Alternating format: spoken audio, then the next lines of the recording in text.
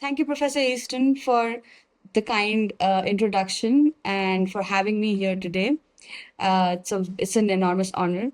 My name is Priyaam Roy, and I'm from the Thought Leadership team at State Street. I'm here on behalf of my co-authors, Hanbin Im, Prashant Parab, and Amar Jyoti, with whom I've written this article, Bridging the Gap, Enhancing Biodiversity Metrics to Scale Nature Investment. I want to start off by thanking my team's mentor and guide, Dr. Ram Tyagarajan, who has been a big support for us in this entire journey. Our article explores how improving and standardizing biodiversity metrics can help unlock capital and scale nature positive investments by linking ecological impact to financial decision making. See, when we talk about biodiversity loss, we typically tend to talk about endangered species or deforestation.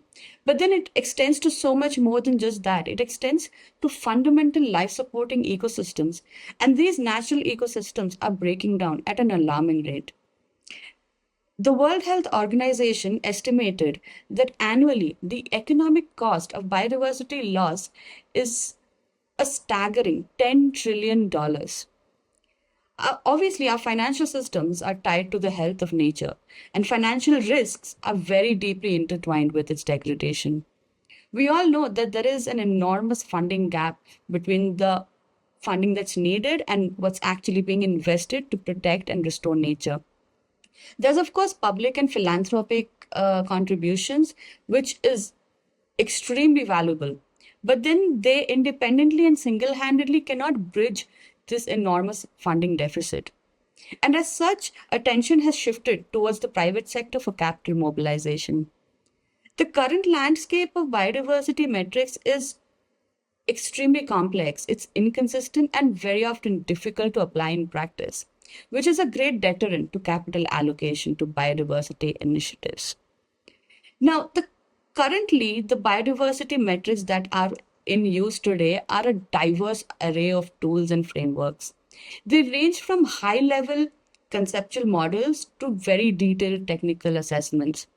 Take, for example, the ecological state metrics, which measure the condition of ecosystems and species. For example, species richness, species abundance, extinction risks, and so on. Then we have the footprint metrics, which quantify the negative impact of human activity. A good example would be the corporate biodiversity footprint, which translates environmental pressures into a common unit of biodiversity loss. Then we have the risk and exposure measures, which capture how companies are affected by and also cause biodiversity loss. These are calculated through surveys, disclosures, and text based analysis of corporate filings. Then we have the asset level metrics, which look at the direct impact of specific company sites or infrastructure on biodiversity. They use tools like satellite imagery and ecosystem service models. Then, of course, there's the framework based matrices, which align local impacts with global ecological limits using models like the planetary boundaries or the techno ecological synergy frameworks. Although these matrices are great, they are not without their challenges. See, first and foremost, biodiversity, it spans multiple levels.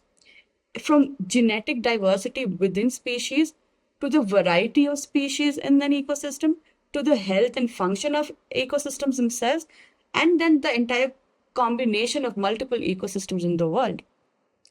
These matrices are also extremely context specific, which makes measurement even more complicated. For example, the same activity like building a road can have vastly different consequences based on where the activity takes place. A project in a biodiversity hotspot like the Amazon rainforest will obviously have much greater impact than one in a much less sensitive area. To add to that, there is no appropriate reference baseline against which biodiversity fluctuations can be calculated. How do I compare today's numbers with a past number? Do I look at 5 years back? Do I look at 10 years back? Is there like a theoretical pristine state against which I need to compare? What is that reference point? Then, of course, there's data and standardization challenges. because high quality, standardized, and verifiable data on how companies impact and depend on biodiversity is still extremely limited. And this is especially true for scope 3, indirect scope 3 impacts. Corporate disclosures of asset level impacts and supply chain footprints are available, but they're often proprietary and inconsistently reported, which makes using them very difficult. Initiatives like the TNFD and SBTN are helping in this regard, but uptake remains voluntary and uneven.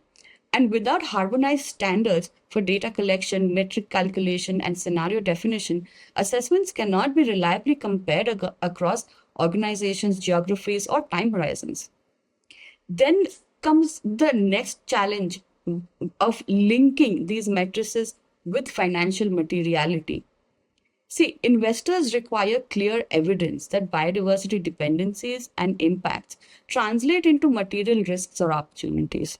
Yet, most valuation models lack the granularity to integrate these factors. Investors want to invest, but where and how do they do that? They need the data for it. The link between biodiversity loss and financial performance is also not always very direct or obvious. For example, a company might be operating in a biodiversity hotspot, but unless that risk is clearly tied to regulatory changes or supply chain disruptions or reputational damage, it may not show up in traditional financial analysis. And then, of course, the whole definition of financial materiality. It is still very hotly debated in the context of biodiversity. So, in short, this entire field struggles to reconcile the biodiversity's multidimensional complexity with the desire of investors for simpler and comparable indicators. So, how do we move forward? In our article, we propose a two-pronged approach, and it depends on the use of technology and standardization. See, first we need to improve how we measure biodiversity. Right now, the tools we have are often too narrow or too broad or too disconnected from real world decision making. Biodiversity is inherently complex, and I'm perhaps repeating myself here, but that is really truly the essence of biodiversity. And capturing all of that in a meaningful, actionable way is enormous. But technology is helping here. There are advances happening in remote sensing, satellite imagery, geospatial analysis, and AI, which are making it possible to monitor biodiversity impacts in almost real time. These tools can track land use changes, ecosystem health, and even species movement with a level of detail and objectivity that traditional corporate disclosures simply cannot match. For example, open source models now combine global land cover maps with biodiversity distribution data to generate site specific impact indices. This allows companies to assess the ecological footprint of individual assets like a factory or a mine rather than relying on a broad generic estimate. Now, along with this, the second prong of our approach, that is standardization, is enormously critical. Without common definitions, baselines, and reporting frameworks, it's impossible to compare biodiversity performance across companies or regions. And this is where, again, the TNFD and SBTN come in, and they're doing a fantastic job of creating globally accepted guidelines for how businesses should measure and report their biodiversity impacts. And we can hope that as more jurisdictions move forward towards mandatory biodiversity disclosures, we can expect that data quality and comparability will improve significantly. And this in turn will help investors make more informed decisions. And then the next part of the solution would be to actually strengthen the link between the matrices and finance, because ultimately that's what's needed to get capital moving. To practitioners, the value of biodiversity metrics lies in their ability to inform financial decisions and ultimately lead to capital allocation. And this starts with improving how we assess and price biodiversity related risks. Transition risks, such as new regulations or shifts in consumer expectations, are starting to be priced in, especially for companies with high biodiversity impacts, as has been shown in many studies. But we need more robust models that link biodiversity metrics to financial indicators like cost of capital, valuation multiples, or insurance premiums. This can help investors judge whether biodiversity risks are being accurately reflected in asset prices. We need to find a way to turn nature positive actions into financial value. And this can be done by valuing and trading ecosystem services, developing credible and verifiable biodiversity credit markets, or creating effective payments for ecosystem services. And of course, let's not forget the blended finance. I mean, it's an enormously powerful approach that combines public or philanthropic capital to de risk private investment. This is especially important for projects that deliver very strong ecological benefits but may not offer high commercial returns right away.